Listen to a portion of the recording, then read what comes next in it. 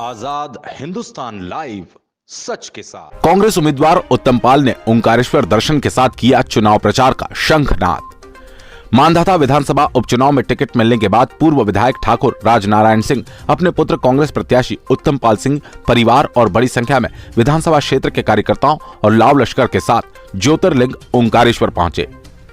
एक दिवसीय धार्मिक यात्रा में भगवान ओंकारेश्वर में नर्मदा सिंगा जी का आशीर्वाद लेकर कांग्रेस ने चुनाव का शंखनाद किया।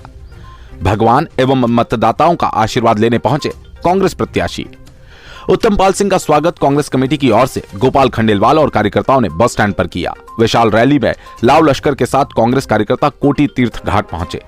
मां नर्मदा को चुनरी ओढ़ाकर दीपदान प्रज्वलित कर पूजा अर्चना की गई। पंडित अशोक उपाध्याय के नेतृत्व में ब्राह्मणों द्वारा पूजा कराई गई।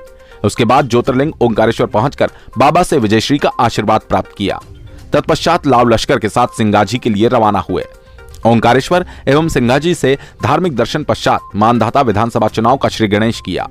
पूर्व विधायक ठाकुर राजनारायण सिंह ने कहा कि भारतीय जनता पार्टी ने लोकतंत्र की हत्या की है। यह चुनाव टिकाऊ और बिकाऊ का है। जनता सब समझ चुकी है। आने वाले दिनों में सब सबक सिखाएंगे। कांग्रेस प्रत्याशी उत्तम पाल सिंह ने कहा कि कांग्रेस के वरिष्ठ नेता पूर्व मुख्यमंत्री कमलनाथ जी एवं वरिष्ठ नेतृत्व ने मुझ पर भरोसा किया। मैं उस पर खरा उतरूंगा। क्षेत्र की जनता का पूरा विश्वास और आशीर्वाद मेरे साथ है। एक दिवसीय धार्मिक यात्रा में आए बड़ी संख्या में कांग्रेसी कार्यकर्ताओं का वरिष्ठ कांग्रेस नेता उत्तम पाल सिंह ने आभार व्यक्त किया। ओंकारेश्वर से ललित दुबे की रिपोर्ट। सर्वप्रथम मैं कमलनाथ जी, दिग्विजय सिंह जी, आदरणीय अरुण भाई को धन्यवाद देता हूं। कांग्रेस पार्टी को धन्यवाद देता हूं जिन्होंने मुझमें विश्वास जताया।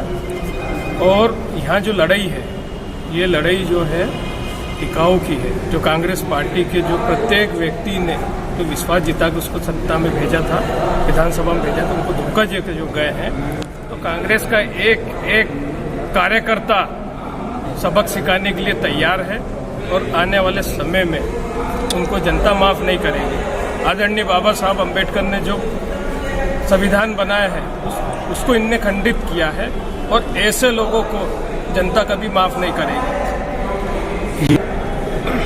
बात यह है, युवाओं के लिए हम काफ़ी दिनों से काम भी कर रहे हैं। थर्मल के आसपास हमने काफ़ी लोगों को लगाया है और उसके साथ साथ जैसा हनुमंतिया है, वहाँ पे जो नाव वगैरह जो चला रहे हैं, वहाँ पे भी ज़्यादा से ज़्यादा लोकल लोगों को हम प्राथमिकता दें। थर्मल में भी रोजगार दें। एजुकेशन पे हम काम करने की काफ़ी ज़रूरत है। और ख़ास करके जैसे तालाब है, इंदिरा सागर का बैक वाटर है, उसमें जो मछुआरे हैं और ठेकेदार की जो दादागिरी है, एक तो वो कम करने की ज़रूरत है। ऐसी तमाम चीज़ें हैं जिस पे काम करने की ज़रूरत है। और आसिफ एक ही नारा है कि टिकाऊ, और बाकी आप सब जानते हो क्या है।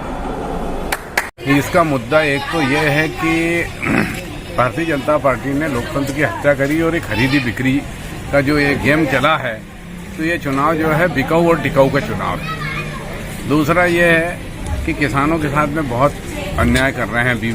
बीमे का पैसा नहीं ढंग का मिल रहा है, उसकी उपज का मूल्य नहीं उसको मिल रहा है। किसान को दिन में बिजली देना चाहिए तो बिजली नहीं दे रहे हैं। जैसे अनेक कई मुद्दे हैं। इंदिरा सागर और ओंकारेश्वर में ये जो तालाब है, ठेका पद्धति हम बंद करना चाहते हैं, क्योंकि इसमें भी गरीबों का बहुत नुकसान हो रहा है।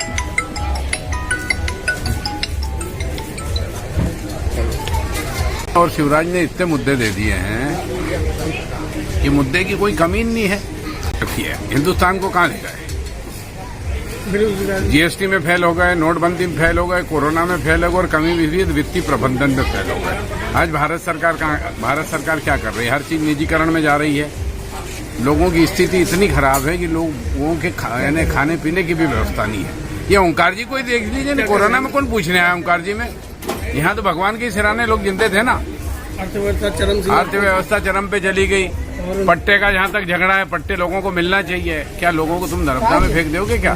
जो लोग अतिक्रमण करके भी बैठे हैं तो उनको पट्टा तो देना ही पड़ेगा। आप क्यों नहीं दोगे? लेकिन 15 साल से सरकार थी, दिल्ली में आपकी सरकार है, युवाओं को बेरोजगार कर दिया है। उधर किसी का ध्यान है नहीं है। भारतीय जनता पार्टी को तो सिर्फ चिंता इस बात की है कि अडानी और अंबानी करोड़पति को अरबपति बनाने चाहते हैं और गरीब को और गरीब करना चाहते हैं। ये भारतीय जनता पार्टी की